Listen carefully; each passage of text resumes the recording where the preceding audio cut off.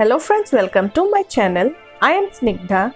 In today's video, I am going to show you how to get this look, probably the easiest split face makeup for Halloween, by only using tissue, paper gum, eyeshadow, liquid lipstick and gel eyeliner. So before starting the video, wanna say those who are new to my channel and watching my video, I have done this Halloween look for first time, and if I have missed something, please don't mind. Please like, share and subscribe my channel, and happy Halloween day to everyone. So let's get started.